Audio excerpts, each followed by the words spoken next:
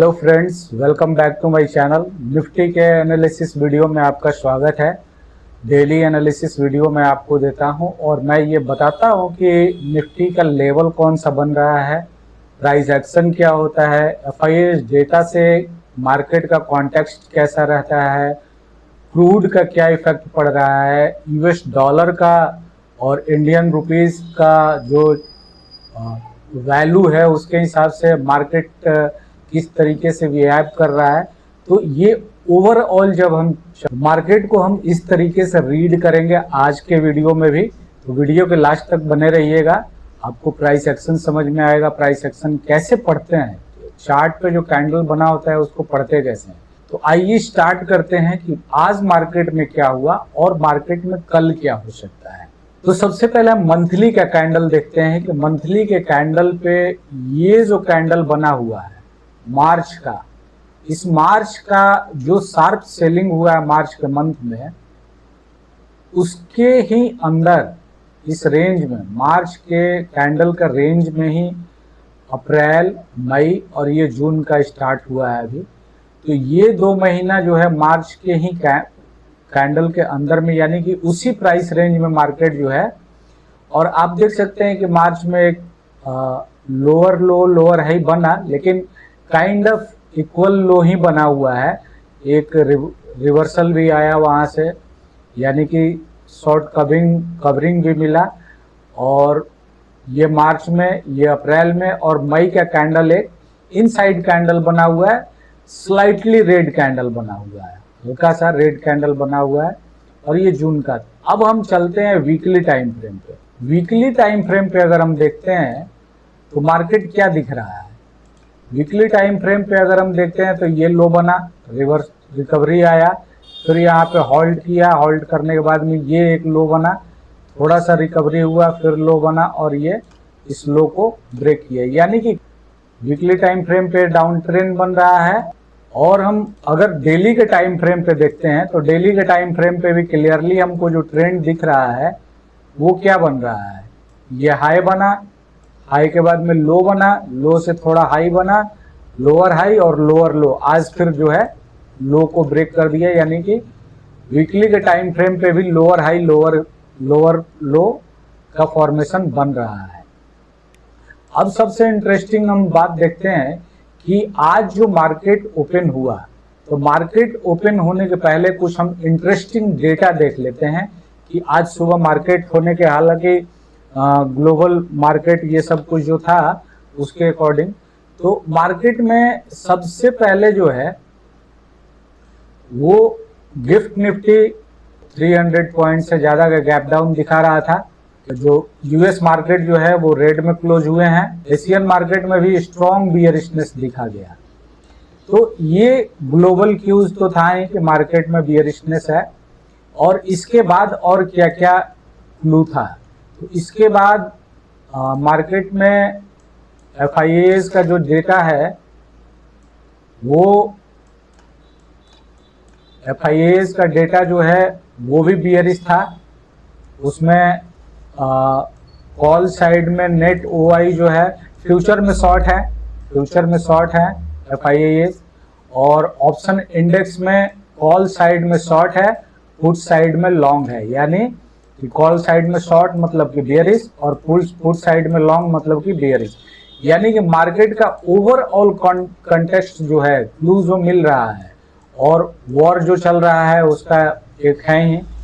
और ऊपर से वॉर की वजह से ब्रेंट जो है, आज मार्केट जब जिस टाइम ओपन हुआ ब्रेंट, तो उसी टाइम से ब्रेंट जो है ये 3% से 4% अप। यानी कि क्रूड ऑयल अप।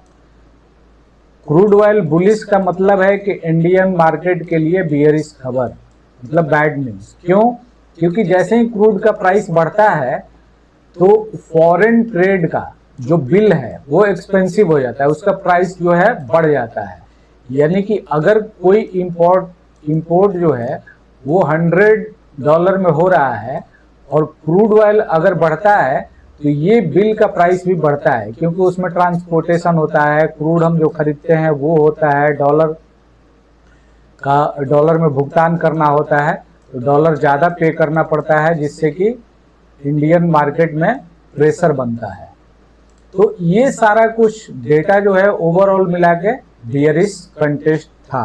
तो मार्केट आज गैप डाउन ओपन हुआ, तो गैप डाउन ओपन होके तो फॉल ही होना था, लेकिन ओपन होने के बाद में जो लो बनाया वो लो नहीं तोड़ पाया।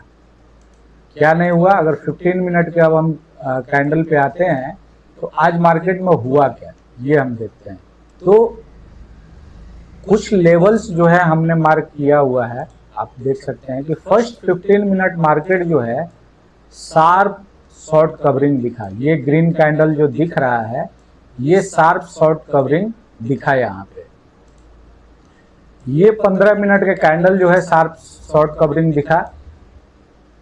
मार्केट में रिस्क, ग्लोबल रिस्क जो है वो ऑफ है, यानी कि मार्केट बियरिश है। क्रूड जो है वो भी एलिवेटेड है, यानी कि क्रूड ऊपर की तरह जा रहा है। FII जो है ऑलरेडी शॉर्ट है, यानी कि मार्केट का बैकग्राउंड स्टोरी जो है वो बियरिश का है। मार्केट का ऑलरेडी जो सेंटीमेंट है वो बियरिश है।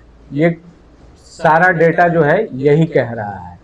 ओपनिंग में क्या हुआ? ओपनिंग में मार्केट ओपन हुआ, लो बनाया, लो बनाने के बाद में रिकवरी आया, और रिकवरी आने के बाद सबसे पहले क्या किया कि प्रीवियस वीक के लो को क्लेम किया।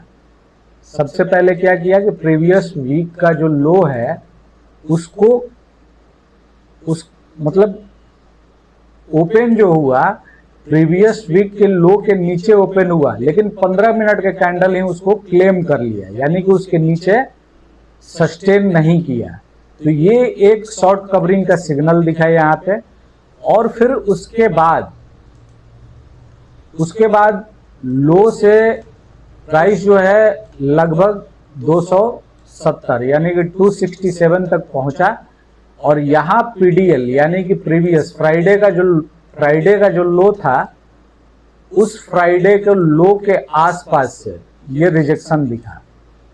ये जो कैंडल बना, इस कैंडल के बाद में ये बियरिश कैंडल बना, और इसका ये पॉज बना और ये फॉलो थ्रू। इस तरीके से प्राइस जो है मतलब कि शॉर्ट कवरिंग आया। तो शॉर्ट कवरिंग आने के बाद में अगर ये इंस्टीट्यूशन कॉल होता है यहाँ पे, मतलब कि अगर बुलिशनेस, आज का ये जो बुलिशनेस दिखा, ये अगर इंस्टीट्यूशनल कॉल होता तो इस PDL, ये जो PDL है इसको ब्रेक करता, इसको ब्रेक करके यहाँ पे प्राइस सस्टेन करता है, फिर PDC को क्लेम करता है, PDC के ऊपर प्राइस अगर निकलता, अगर इंस्टीट्यूशनल कॉल होता तो।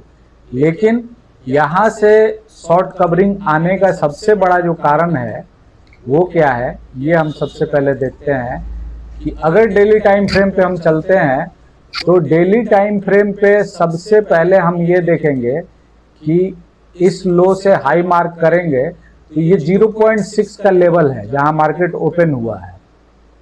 ये एक इस रैली का 0.6 लेवल है, यानी कि जो यहाँ से इस बॉटम से जो यहाँ तक प्राइस ट्रैवल किया है इसका 0.6 लेवल एक सपोर्ट की तरह काम करता है कि अगर इसके नीचे गया तो रैली फेल हो गया। अगर यहाँ से रिवर्सल हो जाता है तो यानी कि रैली, अभी ये वाला जो रैली है वो अभी फेल नहीं हुआ है, वो 0.6 लेवल तक आया है। तो एक तो 0.6 लेवल, और ऊपर से डिमांड जोन, डेली का डिमांड जोन के अंदर में प्राइस मार्केट जो है ओपन हुआ, तो ये 0.6 का लेवल और प्रीवियस वीक का लो, इन तीनों को एक कैंडल ने क्लेम किया। तो यहां से शॉर्ट कवरिंग जो है आया। क्यों आया शॉर्ट कवरिंग? कि इस तरीके का फॉल जो शॉर्ट थे वो इस डिमांड जोन पे आके अपना प्रॉफिट बुक करेंगे, और यहाँ पे जो बाइंग जोन है वहां से लोग कुछ बाय करेंगे। तो अगर अग्रेसिव बाइंग होता तो इसको ब्रेक करके और PD मतलब कल के क्लोजिंग के ऊपर प्राइस जाता, तो कल के मतलब फ्राइडे का लो और फ्राइडे के क्लोजिंग के नीचे प्राइस है, इसका मतलब कि अभी मार्केट जो है वो बियर के कंट्रोल में था और यहां से फिर से सेलिंग आया, मतलब कि ये जो शॉर्ट कवरिंग हुआ, इस शॉर्ट कवरिंग को जो है कवर कर दिया फिर से मार्केट ने। यानी ये शॉर्ट कवरिंग जो हुआ, इस शॉर्ट कवरिंग का इंगल्फ कर दिया, यानी कि इसको नल एंड अवॉइड कर दिया। अब इस शॉर्ट कवरिंग का कोई मीनिंग नहीं रहा, क्योंकि प्राइस सस्टेन नहीं किया और लोअर साइड में आके क्लोज कर दिया है। तो ये रहा आज का प्राइस एक्शन, क्या हुआ मार्केट में। अब हम ये चेक करेंगे कि कल मार्केट में क्या हो सकता है।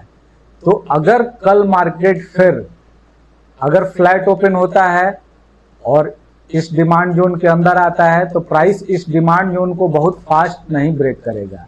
ये जो डिमांड जोन है इसको बहुत फास्ट ब्रेक नहीं करेगा, इसमें साइडवेज रह सकता है। अगर भी कल का भी कंटेस्ट बियरिश रहा तो मार्केट फिर साइडवेज, आज भी एज कहेंगे कि साइडवेज ही रहा।